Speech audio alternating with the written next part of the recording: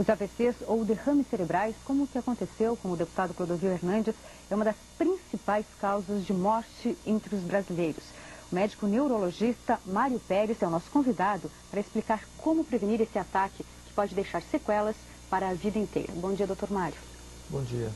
Doutor, os fatores de risco são praticamente os mesmos de um infarto? Sim, pressão alta, diabetes, sedentarismo, aumento de colesterol, estresse e também um fator que no AVC isquêmico, aquele que falta circulação de sangue, ocorre com uma frequência importante, que precisa ser alertado também, é o diagnóstico da enxaqueca.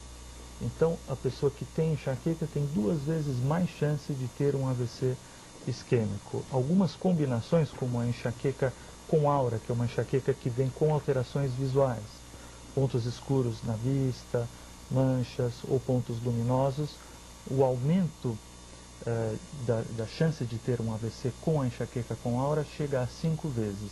E também quando ocorre associação com o cigarro e também anticoncepcionais, pode chegar até 18 vezes mais chance de ter AVC quando se combina enxaqueca com aura, uso de anticoncepcional e o cigarro.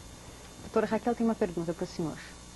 Oi, doutor, bom dia. O senhor estava falando aí sobre os sintomas, né, o que a pessoa pode sentir, mas existe como prevenir o derrame cerebral? Existe alguma coisa que a pessoa pode fazer? O senhor falou sobre sedentarismo. Tem como prevenir ao longo da vida? E emendando a pergunta, nesse caso do deputado, por exemplo, a idade pode ter ajudado à formação desse quadro?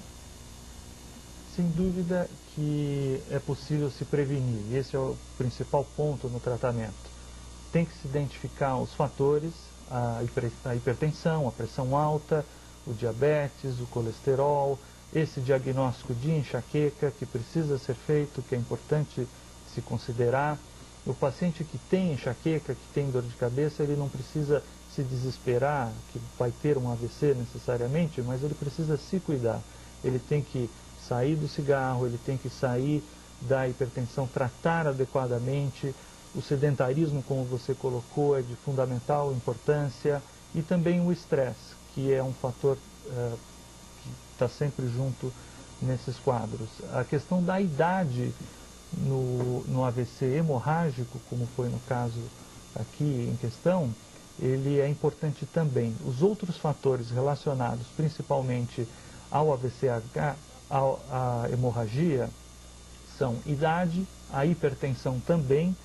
Aí pesa bastante o consumo de álcool exagerado e também o uso de drogas como a cocaína e anfetaminas, que são remédios até usados muitas vezes em regimes.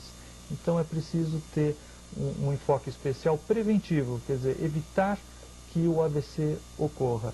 E também quando ele ocorrer, é importante que se reconheça. Existem campanhas internacionais que focam os sintomas que ocorrem no AVC.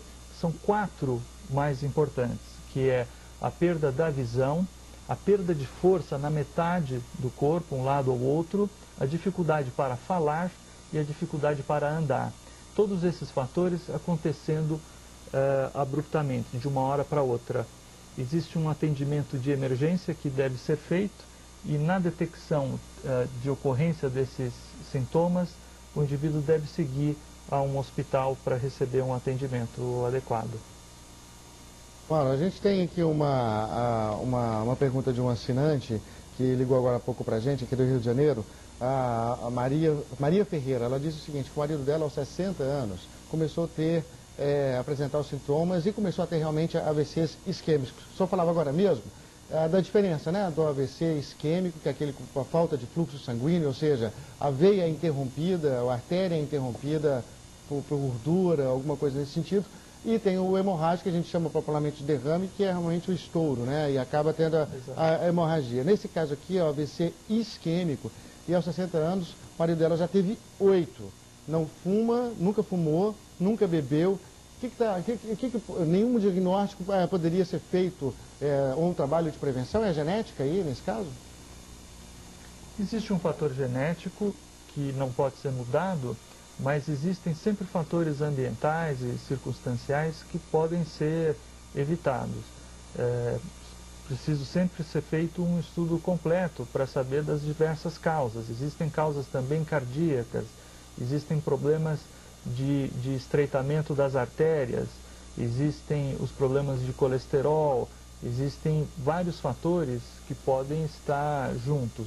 Existem remédios que podem ser utilizados para a melhora da circulação, antiagregação plaquetária, são remédios que melhoram a circulação cerebral e, dependendo do fator que está envolvido, pode-se também tratar, se tiver um estreitamento, por exemplo, específico em alguma artéria, pode ser feita uma dilatação, do mesmo jeito que é feita no coração, pode ser feita em algumas áreas de algumas artérias no cérebro também.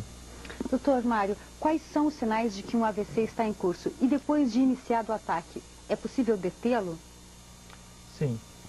Os 4 sintomas mais importantes são a perda de força no corpo, a perda visual, a dificuldade no falar e a dificuldade no andar. Isso no momento do ataque? No momento, logo no início. Uhum. Com um atendimento rápido, existe um tratamento que é de dissolver um coágulo, que a gente chama de trombolítico, que pode ser aplicado nas primeiras 3 a 4 horas. Infelizmente, só se consegue aplicar esse trombolítico em 10, 15% dos casos, e dependendo do serviço hospitalar. Mas conseguindo chegar nessa janela de tempo, a possibilidade é bastante boa. Agora, tem outros fatores, por exemplo, quando a hipertensão está muito descontrolada, você também tem que tratar adequadamente e até com medidas de urgência para equilibrar esse fator também. Prevenção dos fatores de risco, então fica o alerta para prevenir o AVC, é isso, né, doutor? O principal é considerar os fatores de risco, tratar bem a hipertensão, tratar bem o diabetes, se ele ocorre, os problemas de colesterol, interferir no tabagismo, interferir no sedentarismo, estresse, e também considerar a enxaqueca como um fator para ser tratado também. Muito bem, muito obrigada. Nós conversamos com o doutor Mário Pérez, ele é neurologista e ele falou sobre a prevenção de AVCs. Obrigada, doutor. Bom dia. Muito obrigado. Bom dia. A gente volta ao Rio de Janeiro com a Raquel Novaes.